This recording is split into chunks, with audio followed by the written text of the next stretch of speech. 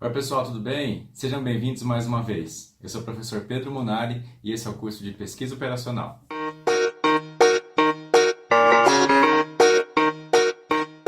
Vou fazer uma rápida revisão da aula anterior só para a gente relembrar um pouquinho do método Branch and Bound e a gente vai ver como usar esse método juntamente com o método Simplex. O objetivo dessa aula então é estudar como integrar esses dois métodos, ou seja, como usar o método Simplex para resolver cada uma das relaxações lineares aí dos nós da minha árvore Branch and Bound.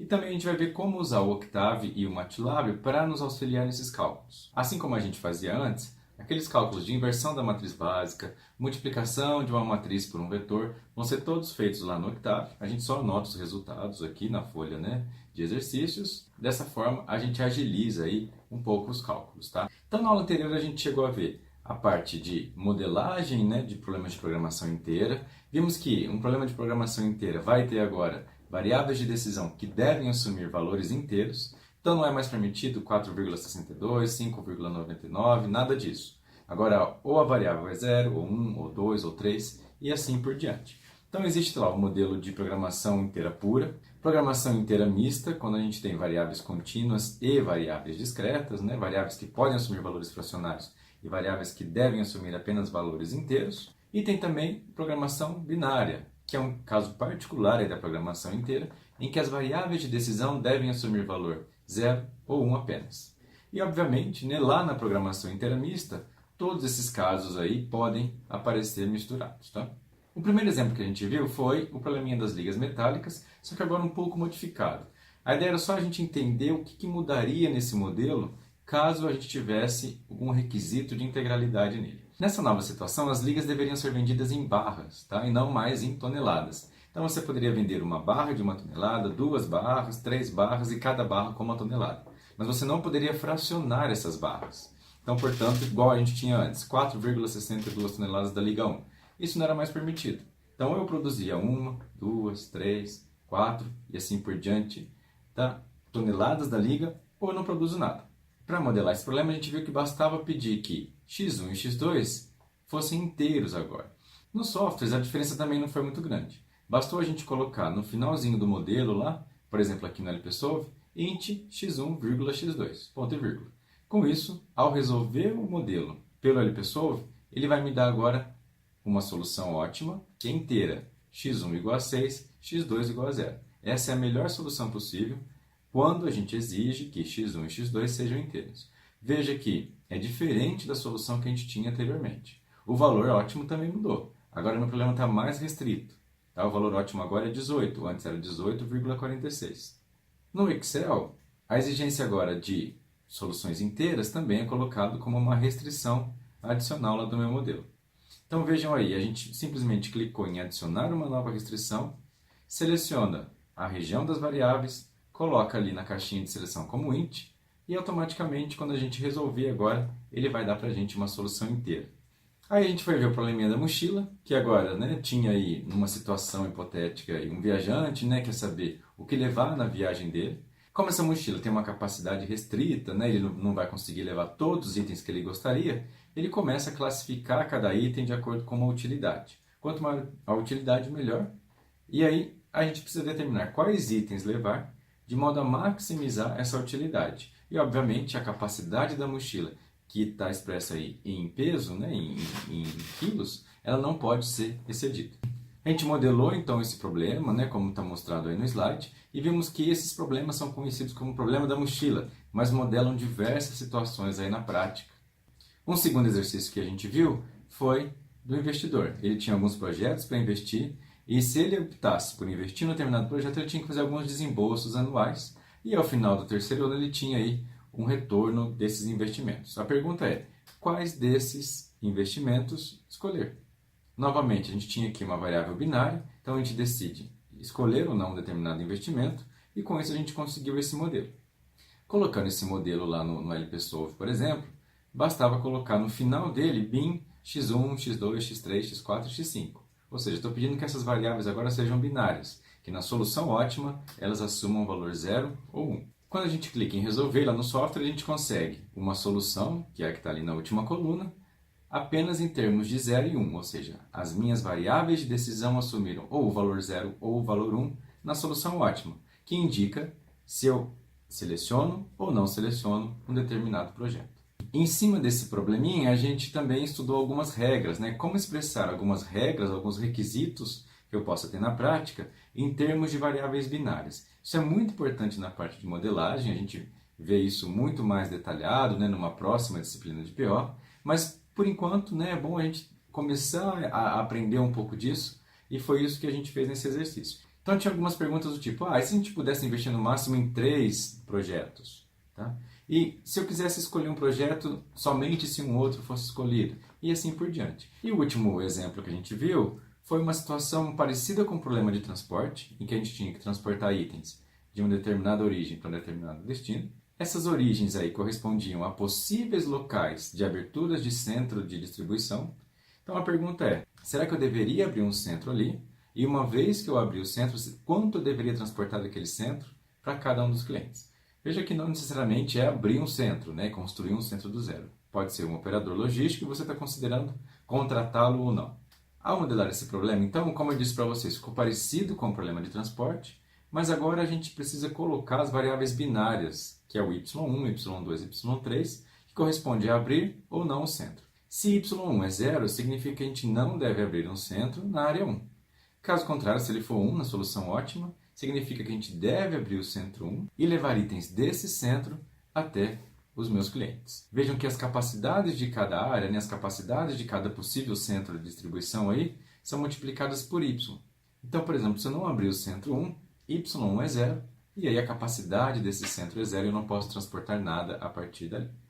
Bom, eu tinha deixado um exercício aí para vocês praticarem essa parte de modelagem, tá? Que é esse daí que está no slide. Então, refaçam todos os exercícios que a gente viu em sala e mais esse também para praticar bastante essa parte de modelagem. O outro exercício que eu deixei para vocês fazerem envolvia a parte de resolução gráfica do problema. Então, era um exemplinho pequeno, 2 variáveis, 2 restrições, e assim como no caso contínuo, a gente conseguia resolver graficamente. Então, aí no slide vocês têm agora a resolução desse problema, tá? Estou representando a região factível dele, e vejam que os pontos não são todos aqueles pontos, né, que satisfazem as restrições, como a gente tinha no caso contínuo. Eles devem satisfazer agora, além disso, né, além de satisfazer as restrições, eles devem ser pontos inteiros. Então, são só esses pontos verdes aí em destaque no slide.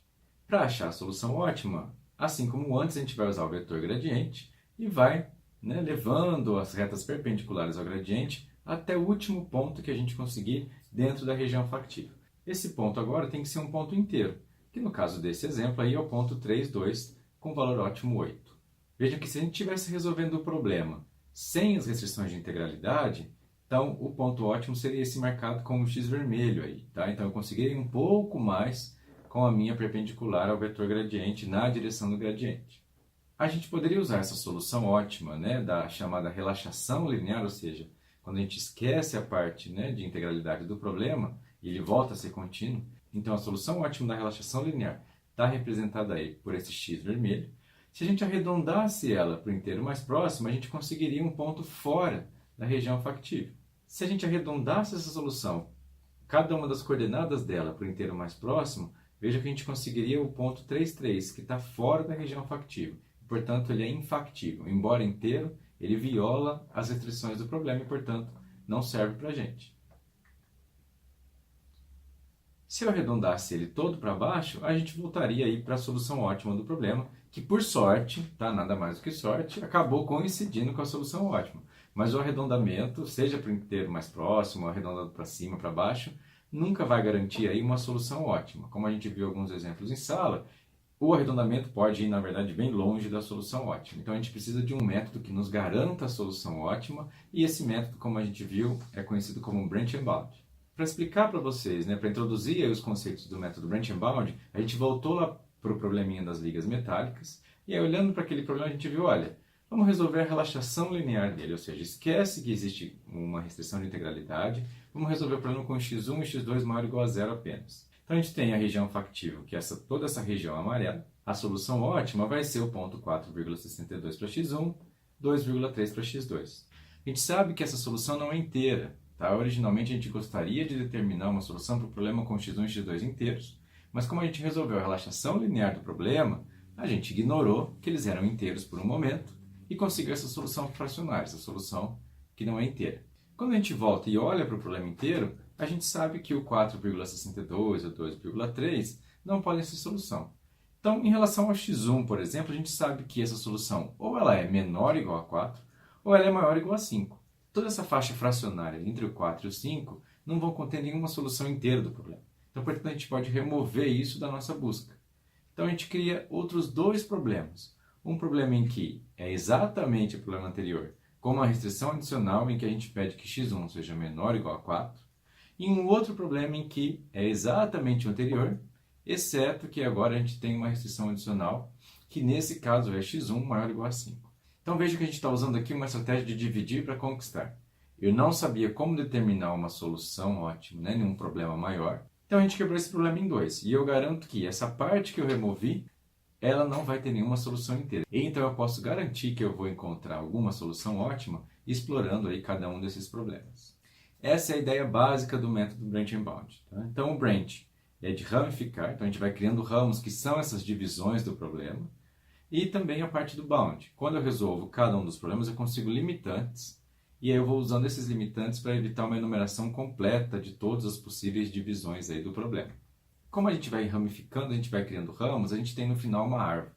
Tá? Então o método Branch and Bound é um método de busca em árvore. Eu começo de um nó zero, que é a raiz da minha árvore, né? Então esse daí é o meu nó raiz. É onde eu vou resolver a relaxação linear do problema, simplesmente esquecendo, né, x1, x2, x3 inteiros. Vou considerar que eles são simplesmente maiores ou iguais a zero.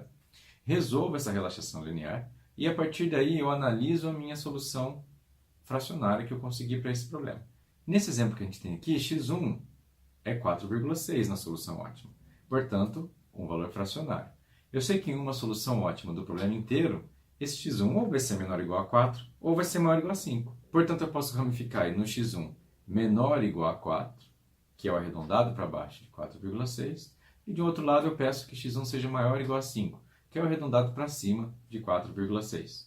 Crio dois novos nós, e nesses novos nós eu vou resolver novamente as relaxações lineares, agora com essas restrições adicionais que eu impus. De um lado, x1 menor ou igual a 4, do outro, x1 maior ou igual a 5. A ideia dessas relaxações é simplesmente, né, simplificar o problema. Eu sei resolver bem essas relaxações, a gente viu lá o método simplex, garante sempre uma solução ótima, então eu vou usar esse artefato. A princípio aqui, para a gente primeiro entender o método, a gente usou a solução gráfica para resolver os nós, tá? Para resolver essas relaxações lineares. Hoje a gente vai ver como resolvê-las pelo método simplex. É um problema de programação linear, portanto a gente pode usar o método simplex para resolvê-las. A gente viu também como conseguir os limitantes, né? Limitante superior, inferior, seja no problema de maximização ou minimização. Se o problema for de maximização, como é o caso do problema das ligas metálicas, sempre que eu achar uma solução factível, ela é um limitante inferior para mim. Por que é um limitante inferior? Ela é uma solução candidata. Se ela não for um ótimo do meu problema, ela vai estar lá no meio da região factível, portanto ela não tem o valor ótimo, ela tem um valor, como é um problema de maximização, né? Ela tem um valor um pouquinho menor que o máximo, mas ela é factível, então portanto eu posso guardá-la, tá? E aí, se eu terminar a busca e não achar nenhuma melhor que ela, aí eu consigo garantir que ela é ótima. Já os limitantes superiores, em um problema de maximização, a gente consegue pela solução da relaxação linear. Então, o valor ótimo da relaxação linear, de qualquer nó, né, vai ser sempre um limitante superior daquele nó para baixo, ou seja, daquele nó para os filhos dele. Então, o limitante que eu consigo da relaxação linear lá no nó zero, no meu nó raiz, vai ser sempre um limitante superior para a árvore toda. Lembra que lá no problema das ligas metálicas a gente tinha um limitante superior 18,46, que veio do valor ótimo da relaxação linear. Outro conceito que a gente viu foi de solução incumbente, que é a melhor solução que eu tenho até o momento aí, aplicando o meu método Branch and Bound. Vou sempre guardando ela, né, para eu lembrar que essa é a minha melhor solução, e sempre que eu achar uma solução inteira eu comparo com ela. Se for melhor que a minha incumbente, eu troco. Essa solução que eu encontrei passa a ser incumbente. Se não, eu mantenho a que eu tinha. Para aplicar o método Branch and Bound lá no problema das ligas metálicas, a gente começa, né, escrevendo lá em cima, sempre, não esqueço, né, para ajudar vocês a acompanharem aí nos cálculos. X, que seria a solução incumbente, é vazio, não conheço nenhum ainda. Limitante inferior, que seria o valor dessa solução incumbente, é menos infinito, porque eu não conheço nenhuma solução ainda. E por fim, eu guardo a lista de nós ali no cantinho. Conforme eu vou criando um nó, eu adiciono ele na lista. Sempre que eu resolver um nó, eu risco ele da lista. Começando com o nó raiz, a gente resolvia a relaxação linear do problema. Então, para resolver a relaxação linear, por enquanto a gente usou a solução gráfica só para nos ajudar aí nos cálculos, né? Só para não ter a confusão aí de colocar o simplex, né? Na primeira vez que a gente está usando o método Brent-Bald, mas o ideal seria resolver pelo método simplex. Ao resolver a relaxação linear, pegamos a solução ótima da relaxação linear, escrevemos lá no nó zero e também o limitante superior que essa relaxação linear nos oferece aí, que é o valor ótimo dela. Essa solução é fracionária e, portanto, a gente vai ramificar nessa solução. Poderíamos escolher para ramificar no x1 ou no x2, mas a gente adotou o critério da variável mais fracionária, ou seja, a variável cuja parte fracionária é mais próxima do 0,5. Então, para x1, 4,6, a gente tem que a parte fracionária é o 0,6. 0,6 é mais próximo de 0,5 do que a parte fracionária do x2, que é 0,3. Portanto, a gente ramificou no x1. Para ramificar, a gente cria dois novos subproblemas. De um lado, x1 tem que ser menor ou igual a 4, do outro, x1 tem que ser maior ou igual a 5. Esses dois subproblemas estão apresentados aí, vejam, né, que é exatamente a relaxação linear que eu tinha, só que agora com as restrições em cima de x1. A gente fez uma ramificação por profundidade, ou seja, a gente vai sempre processar o último nó criado, ou seja, o nó mais à direita na minha lista de nós. Então a gente criou o nó 1 e 2 e por ser busca em profundidade, eu vou processar o último deles, ou seja, o nó 2. Ao resolver a relaxação linear desse nó usando o método gráfico, no caso, a gente encontrou essa solução. Então, novamente, a gente volta lá para a árvore Brent-Bald e anota a solução que a gente encontrou e também o limitante que ela forneceu. Então, esse limitante superior está me dizendo que, desse nó para baixo, qualquer solução que eu encontrar vai ter um valor no máximo 18,33. x1 agora é inteiro, não consigo ramificar em x1, mas vejam que x2 ainda é fracionário. Então, eu consigo ramificar em x2. Então, agora eu vou ramificar em x2 menor ou igual a 1, que é o arredondado para baixo, de 1,67, e x2 maior ou igual a 2, que é o arredondado para cima. Então, eu crio agora dois novos subproblemas, correspondentes, né, a essas ramificações, e vou processar o último criado, ou seja, vou processar agora o nó 4. A região factível do nó 4 ficou infactível, ou seja, esse problema é infactível. Então, eu não consigo nenhuma solução fracionária, ou quem dirá inteira, para esse problema.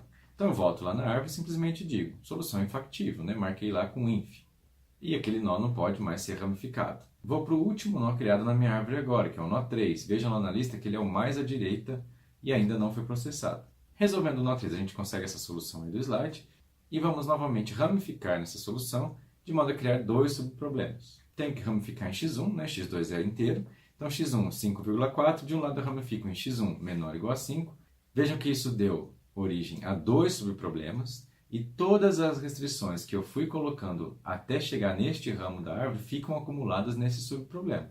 Então vejam que para o subproblema 5, né, para o nó 5, eu tenho 3 restrições de ramificação adicionais em relação à relaxação linear que eu usei lá no nó 0. Resolvendo o último nó que eu criei, que é o nó 6, veja que a gente consegue agora uma solução inteira, que é a solução 6, 0. Eu volto lá na minha árvore, anoto essa solução lá no meu nó, e como ela é inteira, eu preciso ver se ela não é a melhor inteira que eu encontrei até o momento. Então eu olho lá em cima, né, onde eu anoto a minha incumbente, lá onde eu anotei o x estrela, e vejo, essa é melhor que a solução que eu tenho até o momento? No caso é porque eu não tinha nenhuma até agora. Portanto, eu escolho ela como a minha solução incumbente.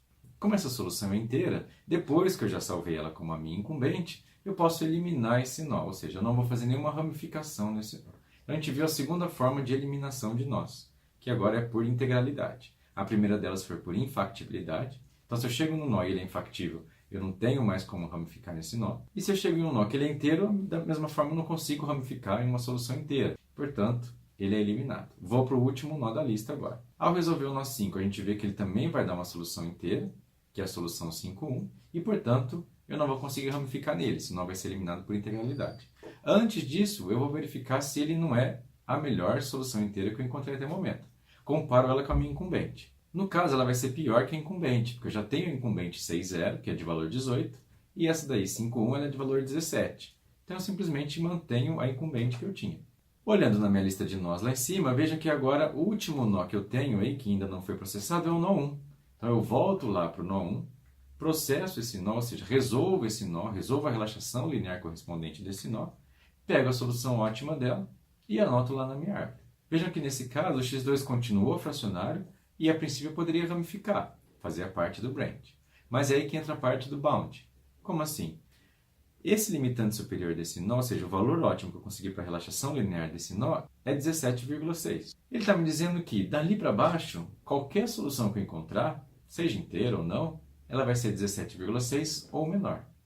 Agora olha para a minha incumbente. Veja que eu já tenho uma incumbente que é de valor 18 e eu estou maximizando. Faz sentido eu procurar agora por uma solução que seja menor que essa? Não. Então, portanto, eu já posso parar por aí e dizer que esse nó vai ser eliminado. Ele vai ser eliminado por qualidade, ou seja, eu sei que se eu continuar ramificando nesse nó, eu vou encontrar soluções inteiras aí que são piores que a solução que eu já tenho. Então, portanto, terminou aqui meu problema. Esse nó foi eliminado, esvaziei a minha lista de nós, não tenho mais nenhum para ser processado, e eu posso garantir, eu tenho um certificado aí, de que essa solução incumbente que eu tenho é a solução ótima. Então essa daí que vocês estão vendo é a árvore ótima aí do meu Branch and Bound, tá? A solução ótima do meu problema é a solução incumbente que ficou quando eu já resolvi todos os nós da minha lista aí de nós. Então, relembrando, a gente vai eliminar o nó por 3 motivos: infactibilidade, qualidade ou integralidade. E a gente chegou no algoritmo, então, do nosso Branch and Bound, que resume todo esse passo a passo que a gente foi fazendo até o momento. Então, a gente tem aí a estratégia de ramificação. Essa estratégia ela tem um impacto importante e a gente vai ver duas aqui na disciplina. A primeira delas é a profundidade e a outra é a largura. Profundidade, eu vou sempre pegar o último nó criado. Então, eu vou pegar sempre o nó mais à direita, conforme eu vou ramificando. Vou resolvendo mais à direita, mais à direita, mais à direita, até ele ser eliminado. Aí eu volto para o último nó lá da minha lista de nós. Quando é em profundidade, eu vou resolvendo o problema em faixas, né? Vou processando os nós da minha árvore em faixa. Então, eu resolvo o nó 0, ele dá origem ao nó 1 e 2. Eu resolvo o nó 1 e o nó 2. Aí depois eu vou resolver os nós 3, 4, 5, 6. E assim por diante. Então, eu vou passando, né, uma busca em largura aí. O passo 8, que envolve a escolha da variável em que a gente vai ramificar, né, e qual coordenada de x a gente vai ramificar, também existem várias formas de fazer isso. Uma delas que a gente está usando aqui é a mais fracionária, que vai ser que a gente vai usar aí durante o curso todo. Então, a gente pega a coordenada de x, né, ou seja, a variável ali, cuja parte fracionária é mais próxima do 0,5. Nada garante que essa seja a melhor ou a pior das estratégias, tá? Existem várias outras, você pode usar o custo relativo, um pseudo custo relativo, você pode ramificar numa soma de variáveis, enfim. Tem várias regrinhas aí na prática que elas podem funcionar melhor para um ou para outro problema, e aí precisaria de um estudo mais aprofundado. E também, como eu falei para vocês, o método Branch and Bound ele é a base aí de todos os softwares de otimização aí de propósito geral. Tá? Esses softwares comerciais que a gente tem, os melhores, aí, o software da IBM e todos os compatíveis aí, para resolver problemas de programação inteira, né? Resolver problemas de otimização, esses problemas de pesquisa operacional, todos têm a base aí o método Branch and Bound. Obviamente, vão ser implementações aí bastante turbinadas, né? Cheia de técnicas adicionais e várias outras ideias junto, mas a base dele, a ideia básica é exatamente o método Branch and Bound. E aí, quando a gente combina esse método Branch and Bound, né, com algumas outras técnicas, por exemplo, gerar restrições que ajudam a melhorar, né, o valor fornecido pela relaxação linear, a gente conhece isso como Branch and Cut. Então, a gente gera cortes, né, que são restrições que ajudam a melhorar o limitante aí oferecido pela relaxação linear. Um outro método bastante importante aí, baseado, né, em Branch and Bound é o método Branch and Price, que ele usa aí reformulações da relaxação linear, reformulações do problema, para que essa relaxação linear fique mais forte, ou seja, que ela forneça aí limitantes melhores do que a relaxação comum do problema. E aí esses métodos são bastante estudados atualmente e fazem total diferença para resolver alguns problemas práticos de grande porte aí, no sequenciamento da produção, né, na distribuição de produtos, envolvendo aí roteamento de veículos e vários outros casos aí importantes na prática. Bom, agora que a gente já fez uma revisão, né, de toda a aula anterior, inclusive do método Branch and Bound e o funcionamento dele, vamos agora ver como é que a gente pode usar um método simplex para resolver cada uma das relaxações lineares aí dos nós do meu método Branch and Bound. Então, quando eu estiver ramificando nas minhas árvores, criei um nó, tenho que resolver a relaxação linear daquele nó, vou aplicar o simplex. E para isso a gente vai voltar lá, né, usar o Octave, usar o MATLAB, para nos auxiliar nos cálculos. Porque vejam que agora eu vou ter vários nós na minha árvore Branch and Bound, e cada nó dessa árvore Branch and Bound vai ser resolvido por um simplex, que vai ter lá 2, 3 iterações, né? E aí a gente precisa, de fato, de auxílio aí do Octave para realizar esses cálculos.